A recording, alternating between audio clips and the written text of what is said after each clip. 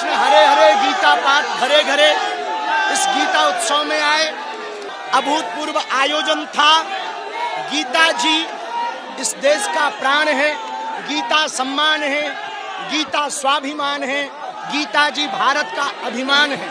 और कोलकाता के पत्ता पत्ता पर आज यूं लग रहा था लाखों की भीड़ में मानो सनातन का शंखनाद हो रहा हो, मानो हिंदू राष्ट्र का बिगुल बज रहा हो। आज भारत मा, आज बांग्ला मा কাছে আপনারা মানুষ যদি বনের জন্তু জানোয়ার লড়াই করে, আজকে আমাদের গীতার মন্ত্রে শপথ গ্রহণ করে সেই লড়াইয়ের ময়দানে আমাদের উপস্থিত হতে হবে।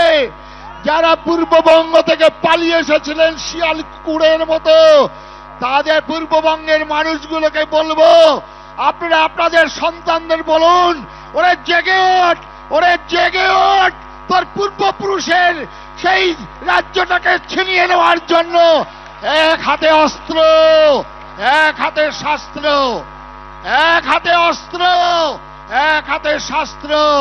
আমাদের দেবী দুর্গা, মা কালী, ওই রামচন্দ্র, দেবাদিদেব মহাদেব সবার হাতে এই অস্ত্র। এই মহাশক্তির সাধনা করিয়া তুমি দুর্বল হইবে। আচার্য স্বামী প্রণবানন্দজি মহারাজ বলছেন, যে ধর্ম নিজেকে রক্ষা করতে জানে না, যে ধর্ম শক্তি যোগায় না, সে ধর্ম হিন্দু ধর্ম নয়, কাপুরুষের ধর্ম, বিরূঢ় ধর্ম। ढंग से यहाँ ये उत्साह उल्लास देखने को मिला गीता के प्रति, वो निश्चित रूप से अद्भुत था। अन्य अन्य परंपराओं के सब संत यहाँ उपस्थित हैं। पूरे बंगाल के संत उत्साह से एक मंच पे उपस्थित हुए हैं, तो ये एक बहुत बड़ी बात हुई है। হাতে নাও, যুদ্ধ করো, নিজের রাজ্য উদ্ধার করার জন্য সেই দিন পঞ্চ পাণ্ডবরা তাদের সন্তানদের বলিদান করেছিলেন কুরুক্ষেত্রের প্রাঙ্গণে। আজকে যারা ভগবান রামচন্দ্র 14 বছর যাবৎ বনে বনে ঘুরেছিলেন, কত খড় দূষণ মারিচ তাদের আক্রমণ করেছিল, লক্ষণের শক্তিশাল মা সীতাকে চুরি করে নিয়ে গেছিলেন রাবণ।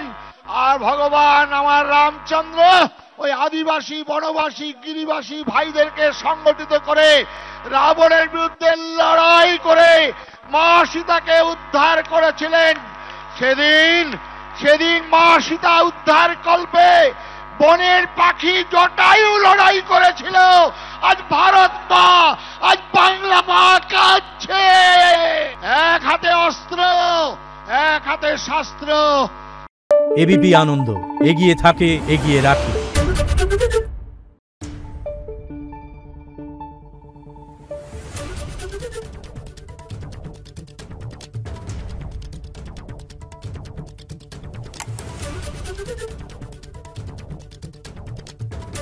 Thank you.